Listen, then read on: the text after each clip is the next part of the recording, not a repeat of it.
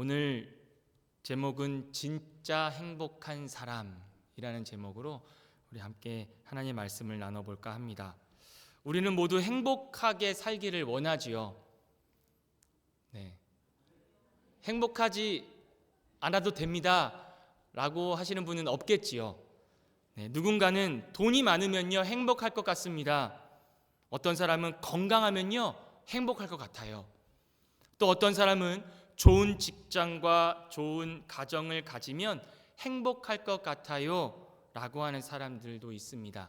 그런데 우리가 인생을 조금만 살다 보면 깨닫게 되는 것이 있는데요, 돈이 있어도 행복하지 않은 사람이 있고요, 성공했는데도 마음이 공허한 사람도 있고요.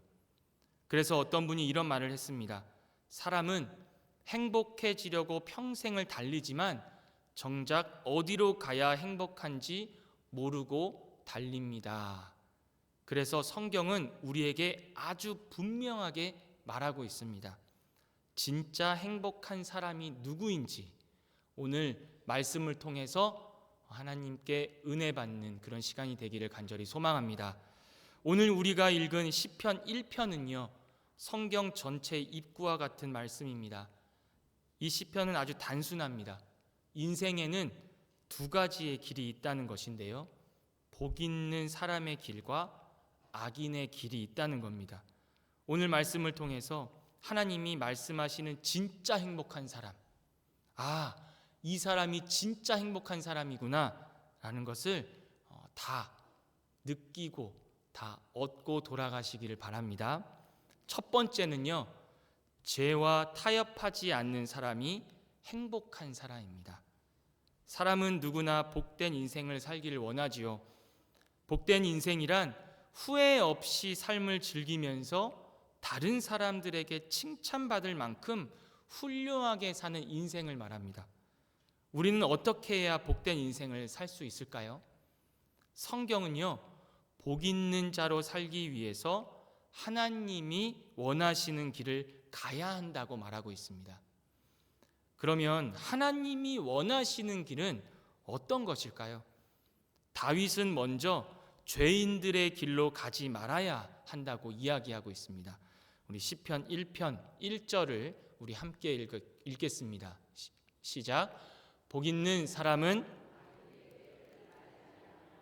죄인들의 길에 서지 아니하며 오만한 자들의 자리에 앉지 아니하고.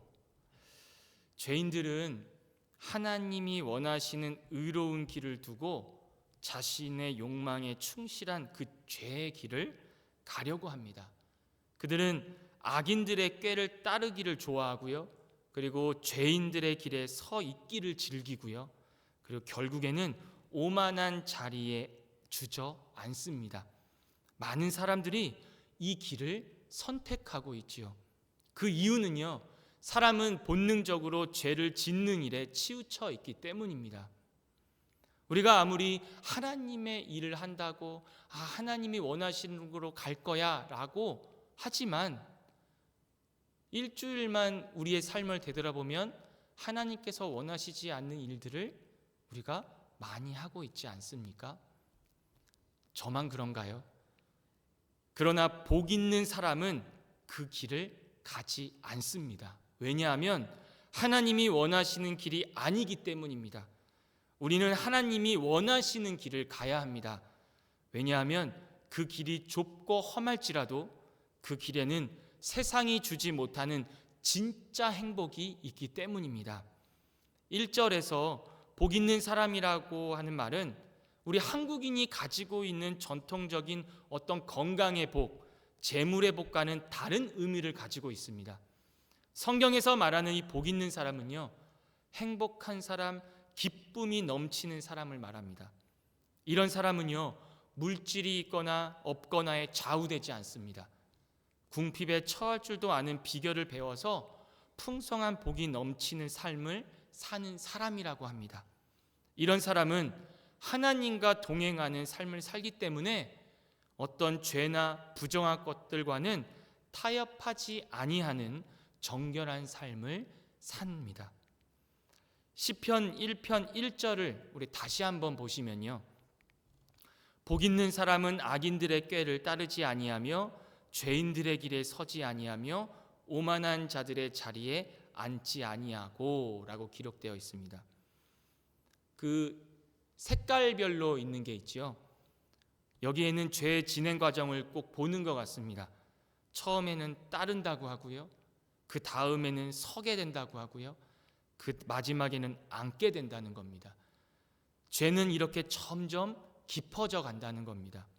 처음에는 이 정도는 괜찮겠지, 다른 사람들이 다 이렇게 사는데 뭐.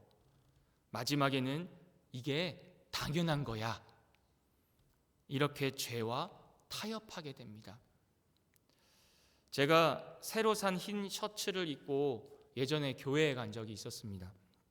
그날 점심을 짬뽕을 먹게 되었는데요, 그만 국물이 셔츠에 튀고 말았습니다. 너무 속상했죠. 옆에 있는 사람이 이렇게 얘기합니다. 괜찮아, 그 국물 정도는 괜찮아, 괜찮을 거야 라고 했습니다. 하루를 보내고 집에 가 보니까 국물 자국이 처음보다 더 번져 있었습니다. 결국 그 셔츠는 더 이상 입을 수 없게 되었습니다. 죄도 이와 같은 것 같습니다. 처음에는 작은 것처럼 보입니다. 그러나 죄는 결국 우리의 인생을 더럽히고 무너뜨립니다. 그래서 성경은 이야기합니다. 복 있는 사람은 죄와 타협하지 않는 사람이라고요. 1절에서 우리에게 권면하는 것은 악과 장난하지 아니하고 도덕적으로 정결한 삶을 살고 죄와 타협하기를 거절하는 하나님이 원하시는 길을 간다면 참 행복이 있을 거라고 이야기하고 있습니다. 이 권면을 받아들일 때에 저는 두 사람의 인물이 생각이 납니다. 어떤 사람이냐면요, 롯이라는 사람하고 요셉이라는 사람입니다. 롯은 악과 장난하다가 타락한 사람이었고요, 요셉은요 처음부터 악의 길을 따라가지 않기로 작정하고 복된 길을 가기로 선택한 사람이었습니다. 롯은 삼촌인 아브라함이 선택할 기회를 주었을 때에 우리 요단 들판을 보고 그곳을 선택했습니다. 그곳은 악을 행하며 죄를 짓는 사람들이 사는 곳이었습니다. 하나님을 기만하고 오만한 자들이 살고 있는 곳이었습니다. 이 롯은 그곳으로 옮겨가서 그들의 생활 방식을 그대로 취하면서 살기 시작했습니다. 그는 악인의 꾀를 따르게 되었고요, 죄인의 길에 서게 되었고요, 오만한 자의 자리에 앉게 되었습니다. 롯의 마지막을 보면은 가진 것도 다 잃고 아내마저 잃게 되죠. 겨우 딸 둘만 데리고 이 불 가운데서 구원받는 사람이 되어서 소돔에서 탈출한 사람이 롯이었습니다. 두 번째로 요셉의 인생을 한번 살펴보면요, 요셉은 형들의 시기로 애굽의 노예로 팔려갔으나 그는 마음에 의의 길을 걷기로 하나님 앞에 작정한 사람이었습니다. 아무런 원망과 시비가 없이 보디발의 집에서 모든 것을 하나님의 섭리하심에 맡기면서 충성을 다했던 사람이었습니다. 그러던 어느 날에 주인의 아내가 유혹할 때 그는 담대하게 그 유혹을 물리칠 수 있었습니다. 그 유혹으로부터 피했던 것이죠. 그는 하나님이 기뻐하시는 의의 길로 가기로 결단을 내린 사람이었기 때문이었습니다. 그 결과 후일에 애굽의 총리가 되었지요. 오늘 제목이 진짜 행복한 사람이라고 했습니다. 여러분은 진짜 행복한 사람입니까? 우리 옆을 보시면 장로님, 권사님, 집사님 계시죠? 네, 한번 물어봤으면 좋겠습니다. 진짜 행복한 사람입니까?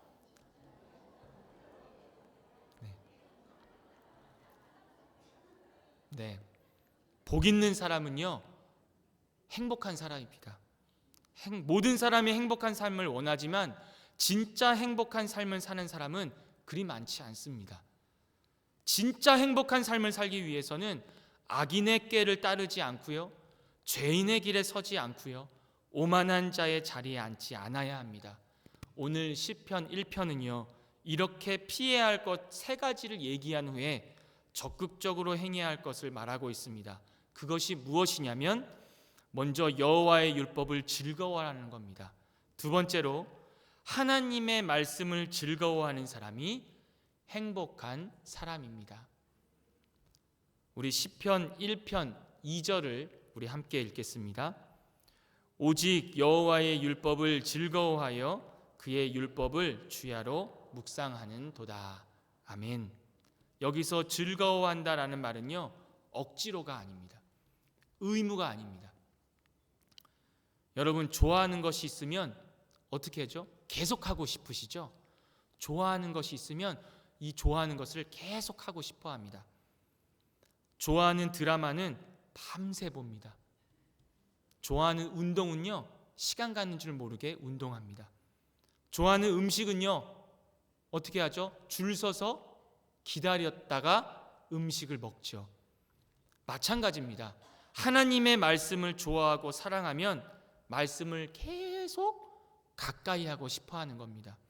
우리가 생활 방식을 바꾸려 한다면 절대적인 표준이 있어야 되는데 그 절대적인 표준은 하나님의 말씀이라는 겁니다. 하나님의 말씀은 우리에게 방향을 제시해 줍니다. 우리 시편 119편 9절과 11절 말씀 제가 읽어드리겠습니다. 청년이 무엇으로 그의 행실을 깨끗하게 하리이까? 주의 말씀만 지킬 따름이니이다. 내가 주께 범죄하지 아니하려 하여 주의 말씀을 내 마음에 두었나이다. 아멘. 복 있는 사람은요, 주의 말씀을 가까이 하고 기뻐합니다. 방금 2절의 말씀에 묵상하다라는 말이 있는데요, 이 묵상하다는 히브리어로 하가라고 작게 소리내어서 중얼거리다라는 뜻이 있습니다. 이사야서 31장 4절에서는요, 큰 사자가 먹이를 움키고 으르렁거리는 모습을 묘사할 때 이 하가라는 말을 썼습니다. 먹이를 이빨과 혀 그리고 위장과 장기를 사용해서 며칠씩 반복해서 씹고 삼키는 것이 묵상하다라는 뜻이랍니다. 하나님의 율법을 묵상하는 사람은요, 주야로 율법을 되새기고 음미하고 맛보고 씹어서 소화시키는 사람이라는 겁니다. 율법이 삶의 추동력이 되면 삶이 변화됩니다. 이런 자가 행복한 사람이라고 합니다. 여러분은 하나님의 말씀을 즐거워하고 또 사랑하고 그 말씀을 주야로 묵상하고 그 말씀대로 살아내려고 노력하고 계십니까? 그렇다면 여러분과 저는 행복한 사람인 것입니다. 다윗이 오늘 쓴 시편, 이 다윗은 왕으로서 얼마나 분주한 사람이었겠습니까? 그렇지만 모든 바쁜 일정 속에서도 하나님의 말씀을 주야로 묵상하였습니다. 그는 이렇게 간증하고 있습니다. 시편 119편 97절에 내가 주의 법을 어찌 그리 사랑하는지요 내가 그것을 종일 묵상하나이다. 아멘. 어떤 사람이 정원을 가꾸기 시작했습니다. 같은 날 같은 나무에 두 곳에 심었습니다. 한 나무는 물가 가까운 데 심었고요, 다른 한 나무는 메마른 땅에 심었습니다. 처음에는 별 차이가 없었는데 몇 달이 지나자 차이가 분명해졌습니다. 물가에 심긴 나무는 잎이 푸르고 열매가 많이 맺혔는데요, 하지만 메마른 땅의 나무는 점점 시들어갔습니다. 왜일까요? 공급받는 것이 달랐기 때문입니다.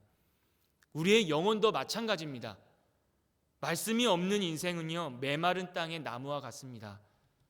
하지만 말씀을 묵상하는 인생은 시냇가에 심은 나무입니다. 그래서 오늘 시편 1편 3절은요 이렇게 고백하고 있는데요, 우리 함께 읽겠습니다.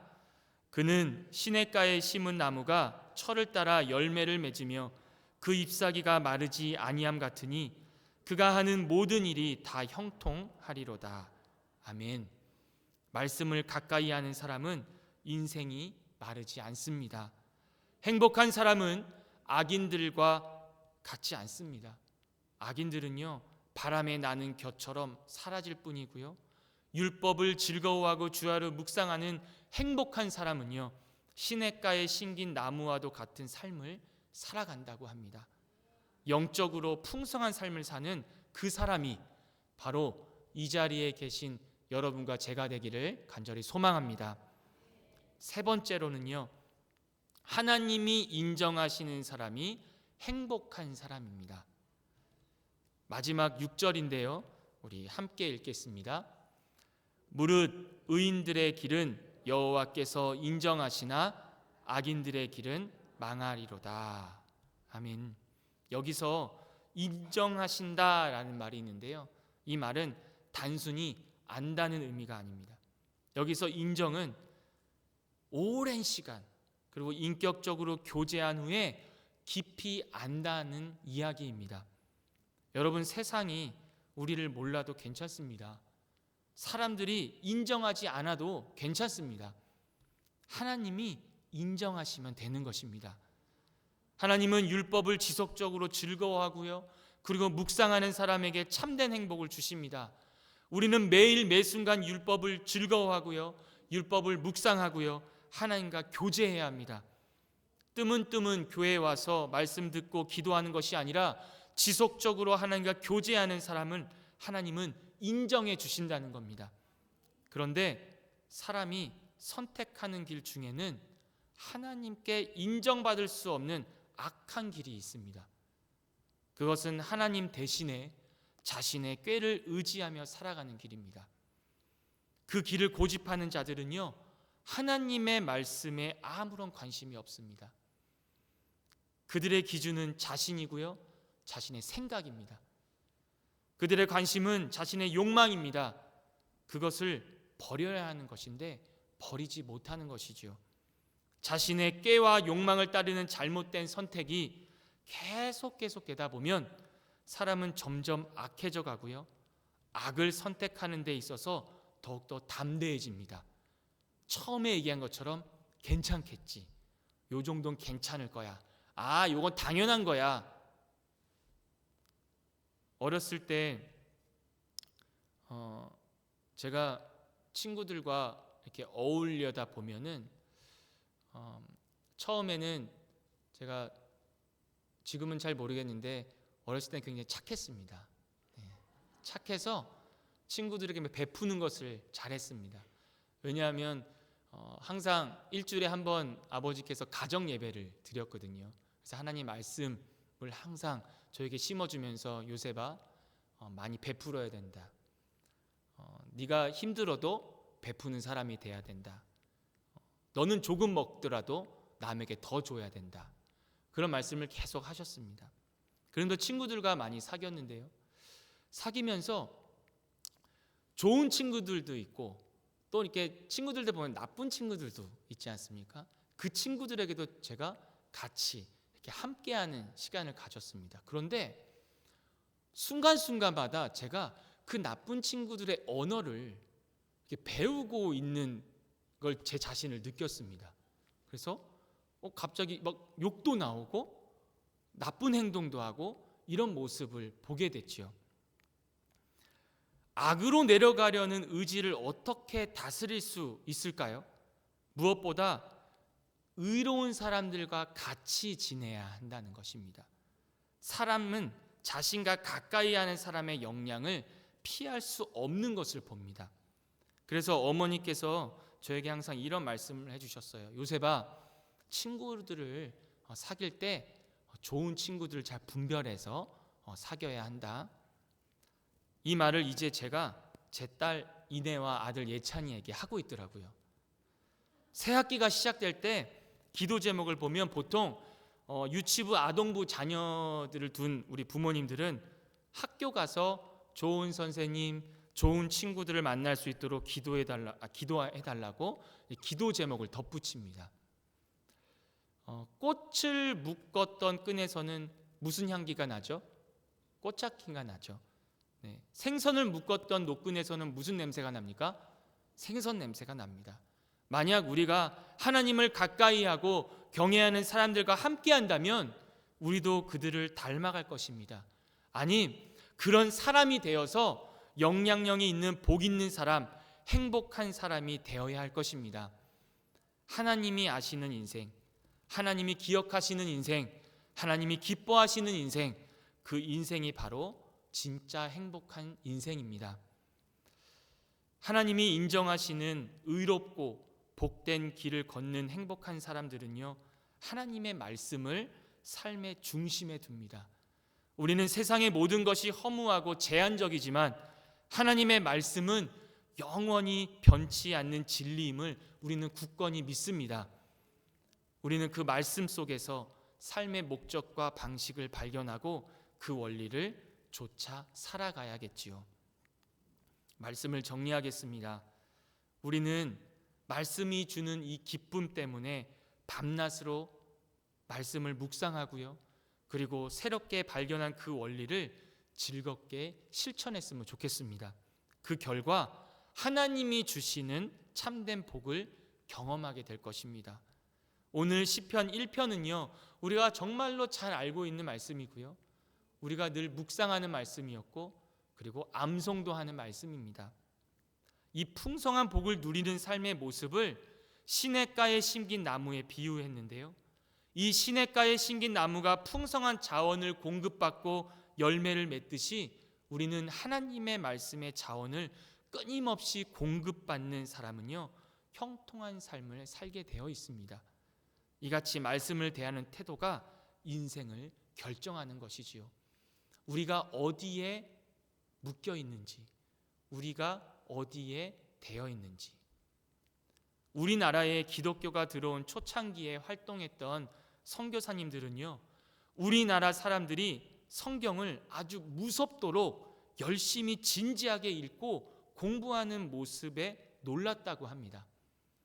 어느 선교사님은요, 한국의 그리스도인들은요, 사경회 때마다 모든 것을 다 제쳐두고 성경 공부와 기도에 몰두한다까지 기록하고 있습니다. 믿음의 선배들이 말씀을 사랑했던 것처럼 우리도 다시금 말씀 위에 신앙을 세워야 할 줄로 믿습니다. 그래서 제가 담당하는 우리 청년부에서는요, 매주 소그룹 성경 공부를 하고 있습니다. 성경과 큐티를 가지고 제가 청년들의 셀 모임이 있거든요. 어떻게 보면은 그룹별로 이렇게 모여서 셀로 이렇게 정해졌습니다. 그래서 셀장에게 제가 매주에 일주일에 한 번씩 모여서 성경 공부를 하고, 그 셀장들이 셀원들에게 이렇게 성경 공부를 하는 시스템을 지금 하고 있습니다. 하나님의 말씀을 계속 묵상하고 한 주간 동안 그 말씀대로 살러 가도록 우리 청년들이 계속 카톡이나 문자나 계속적으로 소통하고 있는 것을 계속 보고 있습니다. 하나님이 가르쳐 주신 그 삶의 방식을 따라서 세상과 다른 거룩한 삶을 실천하고 있는 청년들을 보고 있습니다. 이러한 변화를 통해서 하나님은요, 우리의 인생을 시냇가에 심긴 나무처럼 복되게 하실 줄로 믿습니다. 지금은요, 우리를 죽기까지 사랑하셔서 독생자 예수님을 보내신 하나님의 사랑을 묵상하며 예수님의 고난에 동참하는 사순절을 우리가 보내고 있습니다. 말씀의 신앙을 세우기 위해서는요, 교회의 자리에 나와야 하지요. 오늘 예배 자리에 나오려고 했는데 못 나오신 성도님들이 계실 겁니다. 거기서 그만두면 안 되겠죠. 다음 주에는 이 자리에 나와서 하나님이 인정하시고 의롭고 복된 길로 갈 수 있도록 우리가 함께 힘써서 기도하고 격려하고 힘을 주어야 할 줄로 믿습니다. 사랑하는 성도 여러분, 오늘 말씀은 우리에게 질문합니다. 당신은 어떤 길을 걷고 있습니까? 두 길이 있다고 했습니다. 악인의 길과 의인의 길입니다.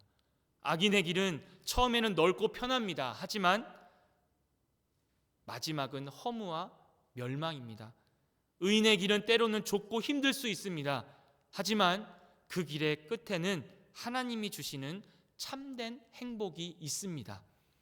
진짜 행복한 사람은요, 죄와 타협하지 않는 사람이고요, 그리고 하나님의 말씀을 즐거워하는 사람이고요, 그리고 하나님이 인정하시는 사람입니다.